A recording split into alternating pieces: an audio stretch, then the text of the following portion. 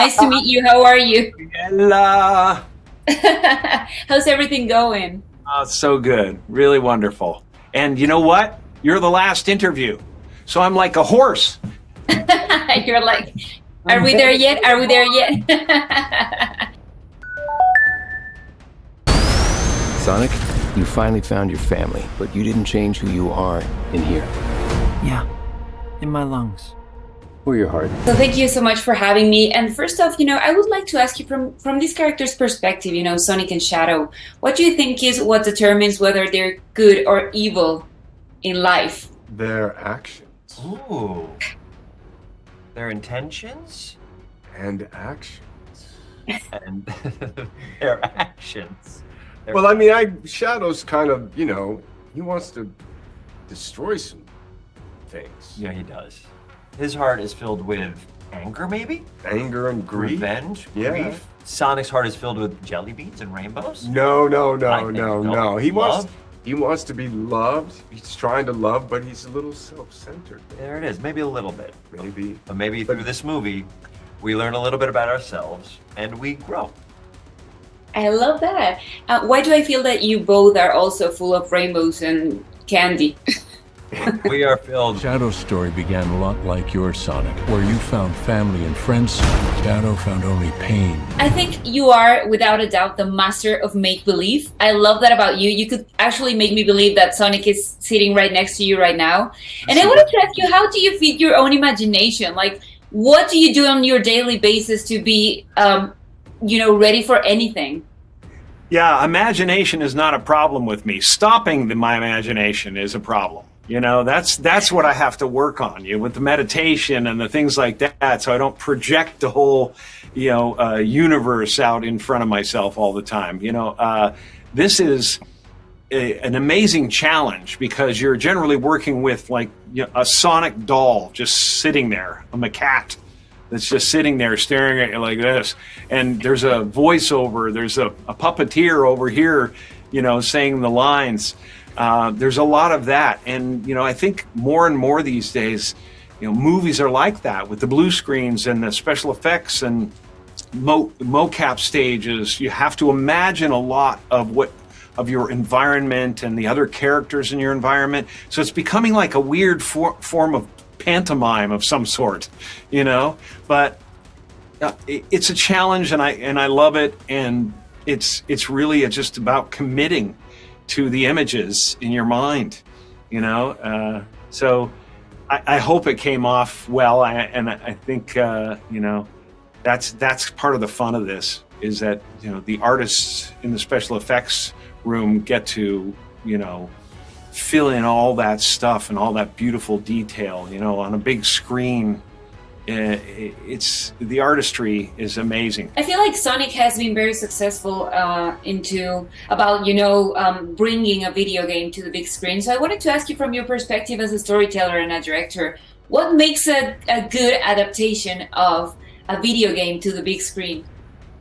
It just comes down to, I think, two very simple things. It's story and its character. I think, oftentimes these video games, there's lots of fantasy, there's superpowers and all kinds of very crazy elements to them, which make them fun as games to play. But then when it comes time to make the movies, you really want to make sure you're grounding your characters in your story, and you're making them relatable.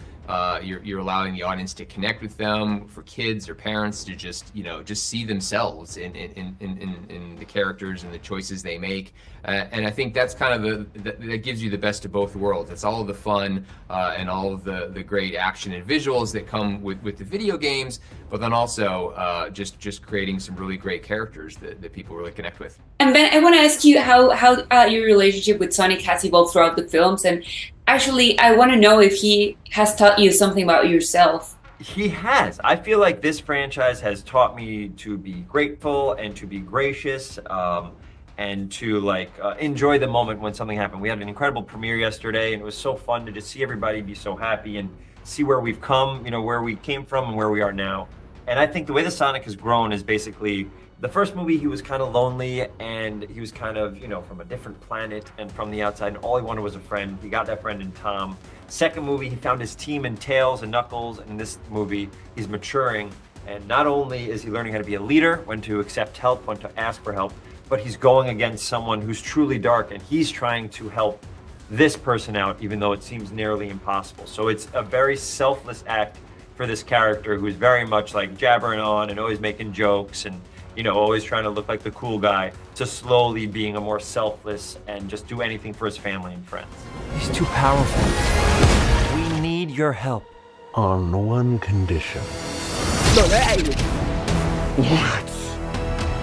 Do this! Sonic 3 is ultimately about always remembering where you come from and what you have within you. So when in need, what is it that reminds you where you come from? You said maple syrup, right?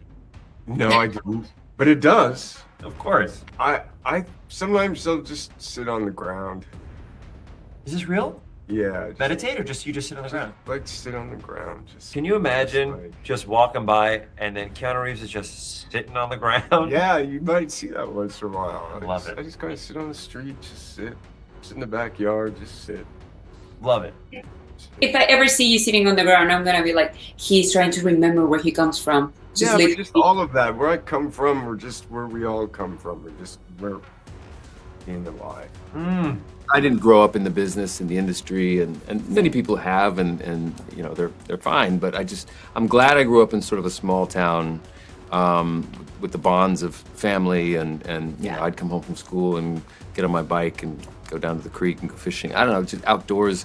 It was very, I hate the word normal. But every day, yeah, everyday life. Yeah, and I feel like it was humbling. It was a humble beginning, and I wasn't ready for any of this. I wanted all of this, you know, to be sitting here with you talking about this, you know, very, very cool movie that we're promoting. But yeah, I think it's important to have good people around you. Yeah. With honest, good intentions for, you know, your well-being. And I think you see that in this movie. Sonic surrounded himself with very different characters, but also, you know, very good-hearted characters. And I think Tom and Maddie, you know, remind them of that, how important that is. No matter how, you know, how big the battle is you're setting off to fight, that's the most important thing. You know, listen to your heart, make good choices, and you know, stay grounded. And Jim, I think that this film is ultimately a film about not forgetting where you come from and what's in your heart. And you're such an amazing actor, and you're such a big star, obviously because of your talent, but also because of who you are and the great person you have always shown yourself to be. So I wanted to ask you, what reminds you of who you are? Like when in need, where do you go to? What do you do to remind yourself of who you actually are out of all these characters and all of this Hollywood world? You know, when I'm projecting the movie of fear on the world, usually when you get caught up in your thoughts, I try to bring myself back to where I am and realize that there's a couple of guys in the room here, and you and I are talking, and everybody's in a fairly good space, and we're all going to eat tonight, and it's there's a lot to be happy for, and it's generally beautiful most of the time, and so it's as simple as that. And on the other end of this spectrum, I don't believe in my personhood at all. I believe that there's a selflessness you can get to where you're just part of all of it, and you're the space in which all of it is happening, you know. And so you get a sense of relief from being a non-local consciousness. That's kind of where I try to be a lot of the time. Well, just so you know, before leaving, I just want you to know that what makes me happy is watching you on screen and now talking to you. So thank you so much for your time. I really appreciate it. I appreciate it too. Thank you so much. Have a happy holiday. What did you do? What I had to.